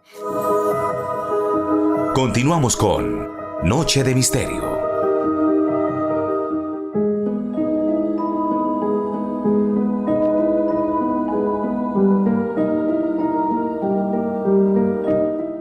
Y aquí seguimos en Noche de Misterio. Vuestras preguntas y comentarios a través del numeral Misterio Caracol. Nos estaba hablando Dante Franz sobre la ciudad perdida de Erx. Qué curioso además que en torno a ciertos contactados aparezcan fotografías de estas naves. Y la entrevista con Dante continúa así. Que está debajo del Cerro Uritorco, esto lo agrego yo ahora, en este tiempo no se sabía, 500 metros de profundidad, es una ciudad intraterrena física, base extraterrestre y base de la Hermandad Blanca, que tienen lugares en distintas partes del planeta. En uno de ellos es Ark, en Colombia, en Guatavita, por ejemplo, en donde hemos podido ver y fotografiar el portal de Guatavita, que a poco se le ha permitido fotografiar ese portal. Y no tener acceso, sí, pero sí verlo, y ver a una sacerdotisa al costado del portal antes de ingresar. No solo ahí, sino en Pacaraí y en muchas otras localidades. Pero específicamente con esta, cercana al Cerro Uritorco, cuando vamos allí, a mí me toca liderar el grupo Águila, y eran 6 personas conmigo, y Osvaldo Viñones, Raúl Soma y Cardoni tenían los otros grupos con 6 cada uno también, más otro grupo que se había armado en el Uritorco. Éramos alrededor de 30 o 40 en total, pero el grupo que estoy yo, y después se une el de Osvaldo Viñones, porque se pierden entre medio de la sierra y saben dónde yo estaba, entonces vienen a donde yo estaba, y la noche del 9 de enero de 1986 estábamos esperando un contacto programado, como yo lo había recibido, entre las 11 de la noche y las 12 de la noche. estábamos parados sobre las piedras de un arroyo que pasaba por debajo nuestro y nos quedamos ahí esperando. Más o menos a las 23:30, 11:30 p.m. de la noche, vemos aparecer en una noche oscura de la ladera del Cerro Pajarillo, al lado de atrás, como primero un resplandor y después aparece una nave brillante. Nunca eran algo que no te dejaba ver, no. Vos veías algo con luz que estaba ahí, suspendida, se corrió un poco más hacia la izquierda y empieza a salir naves más pequeñas, que ahora sabemos que son caneplas de traslado, la mayoría. La canepla de traslado tiene entre 2 y 3 metros, alguno ha visto alguna canepla un poco más grande, 4 metros de diámetro. La canepla de traslado no tiene un sistema, a ver, como lo tiene un platillo, sino se manejan con sistemas de gravitación que son muy, muy básicos y se mueven cerca de naves más grandes. Entonces estas esferas de traslado se movían, algunos del grupo llegó a contar 30 y pico, porque se movían, no era que estaban quietitas, y era como que hacían pequeños barridos a los pajonales, a las pajas bravas que se llaman, de la sierra. Yo habré contado 18, yo qué sé, porque se movía, empezaba a contar de vuelta, y esto duró como 20 minutos, no fue algo que fue, ya está, se fue, no, duró mucho, 15, 20 minutos, por lo menos. Entonces, después que hacen todos esos movimientos, se empiezan a meter adentro. Y una, que era la última, que estaba más cerca nuestro, se viene hacia el lugar donde estábamos. Cuando se viene al lugar donde estábamos, había gente de este grupo de 12 que le agarra pánico. Hay un muchacho que estaba al lado mío, gira el cuerpo al revés y me agarra del brazo, me dice: Dante, no diga lo que estás viendo, pero pánico. Y eso se queda suspendido, esta esfera, no creo que haya sido una nave porque era relativamente chica, y se vuelve hacia atrás y se mete a la más grande. Cuando se mete a la más grande se levanta un poco, pasa al cerro del otro lado, dejamos de verla, significa que baja un poco y ahí se ve un resplandor. El resplandor habrá durado 3 segundos. No es que se apagó y se prendió. Se prendió y se apagó. Ok. Para nosotros ahí terminó nada. Ahí terminó todo. En el transcurso de esos, no digo del inicio ni del final, en el transcurso de esos 15, 20 minutos, 15 minutos, ponele que la nave estuvo, yo te digo, no se escuchaba ni el ruido del arroyo, ni que es otro clásico, ni de los grillos, ni del viento, ni si hay aves nocturnas, nada. Lo llaman silencio cero. Sí, no se oye, como si todo se parase, sí. Tal cual, Juan Jesús, tal cual, como si todo se parase. Cuando eso baja y genera el resplandor, todo de nuevo normal. Pero vos sentís que ya pasó. Entonces, bueno, salimos del arroyo. Yo le pregunto a una de las chicas que estaba ahí en el grupo, Graciela Parini, si había grabado con un grabador de cassette. Pues yo quería, no teníamos nada de equipo, y mi máquina de foto era una Voigtlander que pobrecita no tenía ni flash, ¿viste? Y ella me dice: sí, grabé. Y es verdad, hay una grabación, pero que se escucha la voz alejada nuestra, más que nada la mía, ¿viste? O sea, no es que se escucha con mucha precisión ni nada por el estilo. Era la voz mía como media alejadita, que se escucha y nada más, ¿eh? Pero quedó la grabación, ¿eh? de ese sonido. Después ese cassette estaba en el grupo este que se llamaba IPEC. Nunca más supe qué pasó. Pero bueno, al día siguiente Raúl Soma desde el Uritorco, con unos handy que parecían, a ver, más grandes que una botella de vino de litro, que llevaban como 8 pilas, se comunica con nosotros y nos dice si habíamos visto el plato volador en el Cerro Pajarillo. Yo decimos, sí, lo vimos todo, vimos la nave más pequeña que venía. Ah, bueno, pero ustedes saben que dejó una huella del otro lado del cerro. Digo, no, no sabemos porque nosotros estamos del cerro para un lado y la huella la deja del otro. Bueno, ahí nomás organizo un grupo, 3 personas conmigo y vamos a la huella. Llegamos, yo tenía un bolseguí roto. El bolseguí son zapatos como para soldados, viste, que Sí, con suela dura, se había salido la suela, tenía mi pie al aire, todo lastimado, llagado. Otro de los chicos del grupo tenía como una lipotimia, se había descompuesto. Eh, y cuando llegamos a la huella, era como si fuera un área quemada, grande, pero el fuego no había llegado a la base de los pajonales, sino que había quemado de un pajonal que mide de 2 metros, quemó, yo qué sé, a ver, 3/4 partes en algunos lados, en otro poquito más. Y empezamos a buscar muestras. Este que estaba medio descompuesto se sienta en una piedra. Yo casi no podía pisar, porque me había puesto envuelto el bolseguí y todo, se salía con lo que lo envolví y me ardía, me dolía. Entonces, en un momento sigo haciendo y ya no me sentía molestia. Y me siento en una piedra, miro, no tenía ni la llaga. nada. Y giro la cabeza y lo veo este otro, el que estaba descompuesto con la lipotimia, que estaba meta junta a muestra. O sea que lo que haya estado allí, después con el tiempo, me vino a mi cabeza este término, reordenador biológico humano. O sea, que aquel avistamiento que dejó aquella huella, que sí, que la huella se ve que por la parte de arriba está quemado el pasto, abajo había dejado como algún tipo de polvo con capacidades curativas, porque a ti se te Sí, se te curó el pie, tu compañero, ¿pudiste recoger muestras de ese polvo? ¿Lo identificaste? ¿Estaba mezclado con la tierra? ¿Cómo era eso, Dante?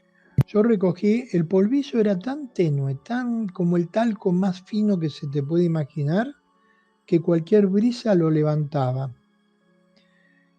Recogí muestras en un morral, de hecho hay fotos en mi libro Huella del Pajarillo, señal de contacto, que estoy sentado y tengo el morral al costado. Muestras del pasto, de los pajonales quemados, de ese polvillo.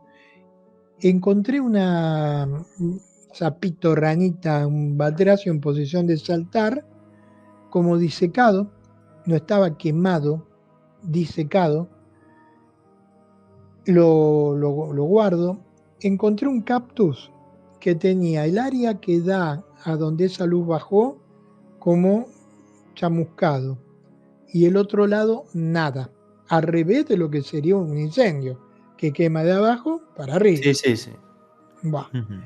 Entonces, saco el cactusito ese con tierra, lo guardo. Pasó el tiempo, la gente iba a ese lugar, se curaba de enfermedades de todo tipo, inclusive del SIDA, que ni se sabía que existía.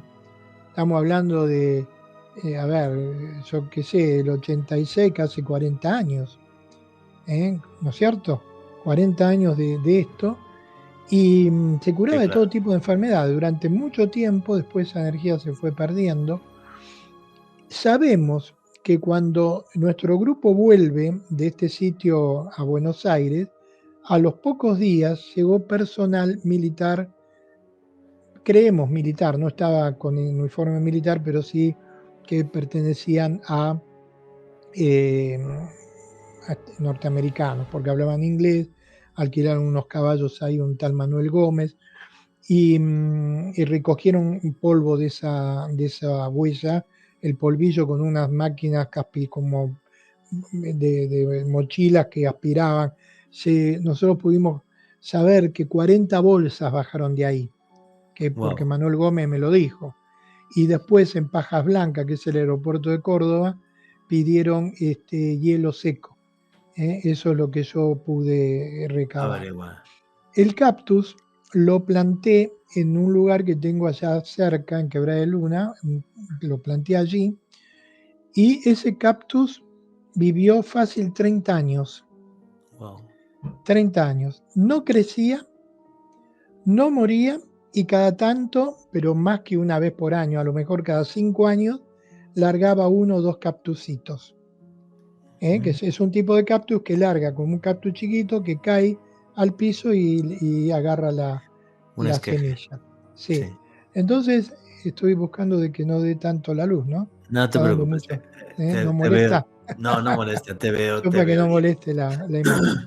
Oye, Entonces, ese cactusito en una conferencia que doy, yo no me acuerdo si fue la de Panamá o la de Costa Rica, en donde hablo con Juanjo Benítez y su esposa Blanca, que ya falleció lamentablemente, y Blanca me pide si le podía mandar un cactus de esos. Y en cuanto vi que volví a Córdoba y vi que nacía otro cactus, lo dejo que salga. Cuando salió lo envolví bien y se lo mandé a la casa de Juanjo en España. Dante, nos quedan como 10 minutitos de entrevista y ya quiero empezar a profundizar en algunas cosas. Lo primero es, como has mencionado que tienes varios libros, ¿dónde puede encontrar la gente tus libros y ponerse en contacto contigo para tus experiencias? Bueno, muchas gracias. Sí, tengo escrito 15 libros. Uno de ellos es Huella del Pajarillo, señal de contacto. El otro, Erx y la ciudad subterránea. Me pueden escribir a mi mail, que es dantefranch@yahoo.com, y yo les doy los métodos para poder solicitar los libros. O a mi Instagram, que es dante.franch, que también es un método importante. O en mi página, en mi canal de YouTube, que hay mucho material, hay más de 200 conferencias mías, incluso con imágenes de esto que estoy hablando ahora, que es Encuentro Cósmico, de Dante Franch. Eso está en YouTube, es mi canal. Ahí pueden encontrar todo lo que quieran. Listo.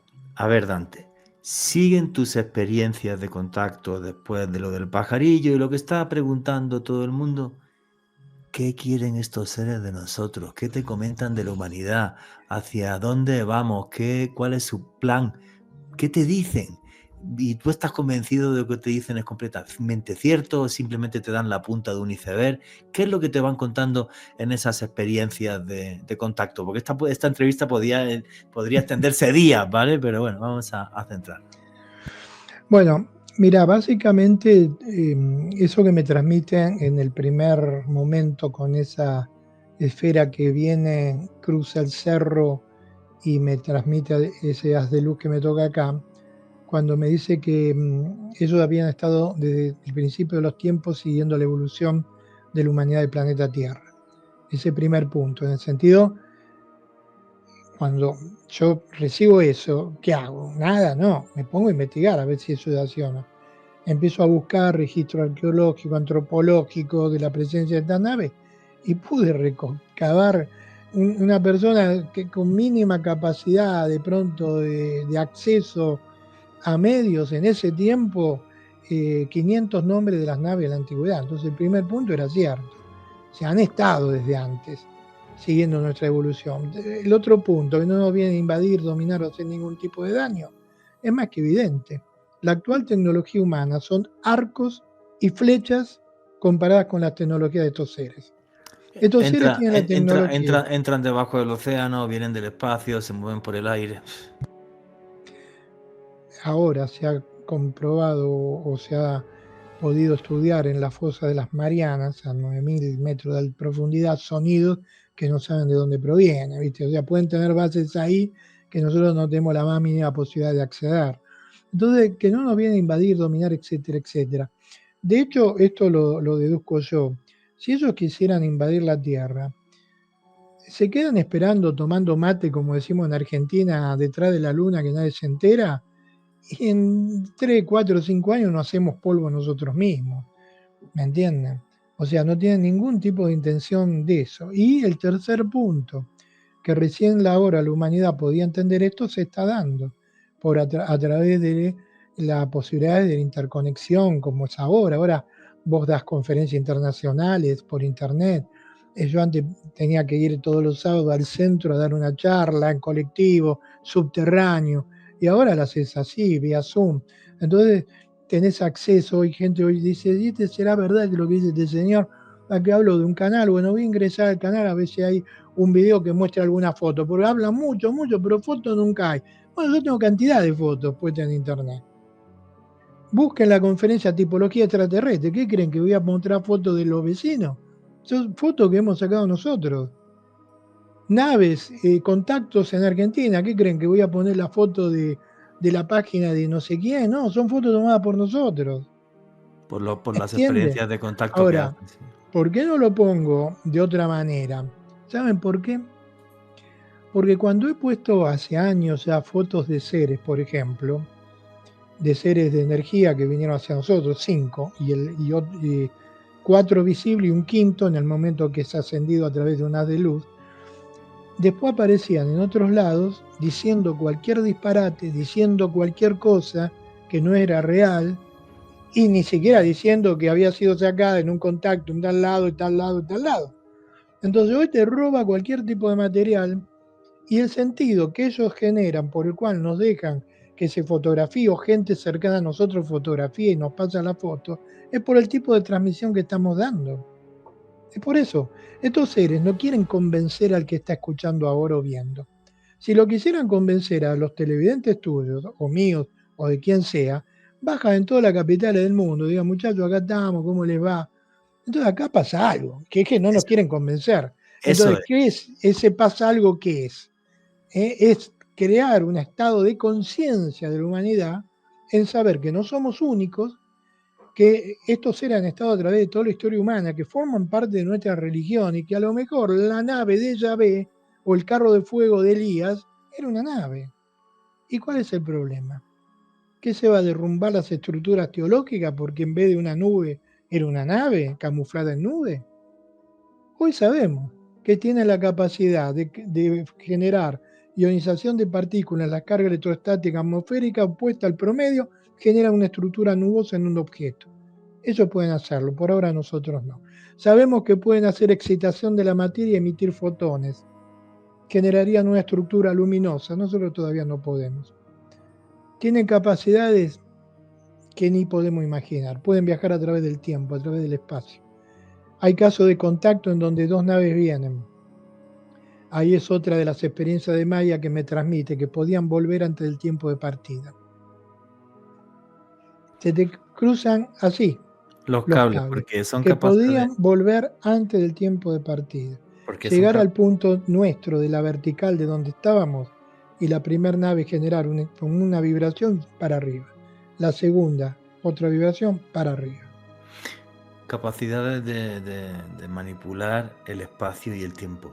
Y es curioso porque cuando hablo con otros contactados, aquí los únicos contactados que han estado aquí en Noche de Misterio han sido Ricardo González Corpancho y ahora un servidor, porque sí es verdad que es un tema muy polémico, que hay gente que va a decir, no, que te engañan, o este señor se vio una conferencia que quiere sacarme plata, o lo que sea y tal, pero tanto conocer a Ricardo González Corpancho como a ti, y además con Ricardo tengo muchos amigos en común, y me parece muy curioso que al final los dos deis ese tipo de mensaje. Y el otro día estábamos entrevistando al escritor Miguel Pedrero, que ha estado con una familia que ha estado en contacto durante décadas, que no quiere dar su identidad. El libro se llama Pero no lo digan, y no lo digan, no, pero no lo digas, se llama el libro. Nos comentaba también igual, en los 3 casos lo mismo. Esta gente lo que quiere es que cambiemos nuestra conciencia. Y leche, no puedo ser ajeno a esto, porque todos me lo estáis diciendo. Y yo estoy convencido, si tú estás aquí, porque yo estoy convencido de que tú eres una persona honesta y no me mientes. Ricardo González Corpancho no miente. Bueno, Miguel Pedrero es amigo mío de toda la vida, ¿me entiendes? Entonces, me quedo como en shock, ¿vale? Me quedo como en shock en el sentido de decir, leche, ¿será que somos tan sordos? Porque somos capaces de cargarnos el planeta. Estamos a punto de una tercera guerra mundial. Tenemos unos políticos que están pirados y de repente hay unas lucecitas en el cielo que nos dicen que a lo mejor podéis ser mejores, ¿no? Pero solamente se lo van a contar a unos pocos. Y sí, mira, ellos si quisieran podrían generar algo que produzca un evento tan impactante que, bueno, dijeran, bueno, ahí están, pero ¿y qué más? ¿Cómo haces para sustentar ciertas estructuras religiosas? ¿Dónde aparecen? Porque imagínate, vamos a decir, bueno, quieren contactar a la humanidad. Bueno, bárbaro, me parece excelente, aplaudo eso. Bueno, te preguntan, ¿y dónde podemos descender? Si baja en Occidente, es un pacto alienígena con los americanos. Si baja en China, es un pacto alienígena con los chinos. Si baja en Rusia, es un pacto con los rusos. Si baja en Afganistán, es un pacto con los, no sé, ¿viste? Complejidad total. Bueno, ponele que se ponen de acuerdo en un lugar neutral, en el medio del océano, en un área que no es de nadie. ¡Guau! Bajan ahí, van todos con los barcos. Una vez que los contactan, ¿no? Que dicen, bueno, no podemos ir 100 millones a decirle bienvenido, vamos a elegir 10. Vos explícame, ¿cómo eligen 10 hoy? No, ya estamos todos peleados, por eso. ¿Cómo eligen 10? Imposible. Ponele que eligen los 10. Pero yo siempre, ¿sabes ¿Cuál? lo que he dicho siempre? O sea, la gente piensa que si un día están aquí y bajan, que yo opino igual que tú, llevan aquí miles de años, muchísimos miles, posiblemente antes que nosotros. La gente piensa que es que tienen que coger e irse directamente a aterrizar en la Casa Blanca para hablar ahora con Donald Trump y no sé qué, ta. ¿Y por qué no pueden hablar con un campesino de Zimbabue o de Suazilandia o de Argentina o de Bolivia? Tiene que ser con Donald Trump. Esa es la clave. Y eso estoy convencido de que sí lo han hecho. Exactamente. Por eso han contactado distintas personas en todo el mundo, se ha generado como una acumulación de experiencia en donde ahora en vez de la gente tirarse por los balcones como en la Guerra de los Mundos de Orson Welles, porque viene lo extraterrestre, dicen, bueno, bajen de una vez. O sea, hay un estado nuevo de conciencia, aquellos que negaban y que no, que todo mentira, que no existen, que no sé qué, ahora están haciendo congresos, están abriendo el Capitolio, están diciendo, bueno, algo hay. Entonces está cambiando la situación. Yo creo que el cuello de botella es la geopolítica mundial. Que llegamos antes a la conciencia cósmica o nos hacemos polvo. Entonces acá es otro punto quizás para otro programa más adelante. ¿Qué pasaría ante un conflicto mundial con estos seres? ¿Intervendrían o no? Esa pregunta para otro podcast. Amigo mío, estamos llegando al final del programa. Tu conclusión, tu cierre, tus redes sociales, cómo puede la gente seguirte o contactar contigo. Bueno, muchas gracias. Como siempre, un placer, Juan Jesús, también nuestro querido Alejandro Bernal. Y bueno, gracias por esta oportunidad. Un gran abrazo para todos los que están viendo el programa, lo escuchan. Y siempre les podría decir así breve, la conciencia en las estrellas y los pies sobre la tierra. Nunca delirarse con este tema, porque es la única forma que no pueden ser útiles a un verdadero despertar de la conciencia. Me pueden seguir en dante.franch en Instagram, mi mail dantefranch@yahoo.com o el canal de YouTube Encuentro Cósmico Dante Franch. Gracias. Amigo mío, un fuerte abrazo hasta Argentina. Muchísimas gracias por ser parte de Noche de Misterio. Gracias, querido. Los espero con un mate, acá los dos, cuando quieran. Chau. Una entrevista con Dante Franch que nos pone encima de la mesa que tenemos que escuchar a todo el mundo y las experiencias de todo el mundo, porque eso nos puede cambiar la visión del fenómeno. Alejandro Bernal, tu conclusión y tu cierre, amigo. Juanje, para mí uno de los casos y de las experiencias de contacto más fiables y más impresionantes captadas aquí en Hispanoamérica, investigada por Jacques Vallée, investigada por JJ Benítez. Muchísimas gracias a Dante Franch por regalarnos su tiempo y brindarnos su testimonio. Y a mí me pueden seguir en redes sociales, en Instagram, en @alebernalpress con $S. No entiendo, no sé por qué se ponen en contacto con algunas personas del mundo. No entiendo por qué los eligen. No entiendo, por mucho que me digan cuál es su mensaje. ¿Será que realmente es que tengamos un cambio de conciencia y dejemos de ser tan brutos que somos capaces de cargarnos nuestro planeta y que no paramos de tener guerras entre nosotros mismos? Ojalá consigan ese cambio de conciencia, porque yo la verdad cada vez veo una oscuridad en el mundo que parece no disiparse nunca. Y nunca olviden que vivimos en un mundo mágico porque está repleto de misterio.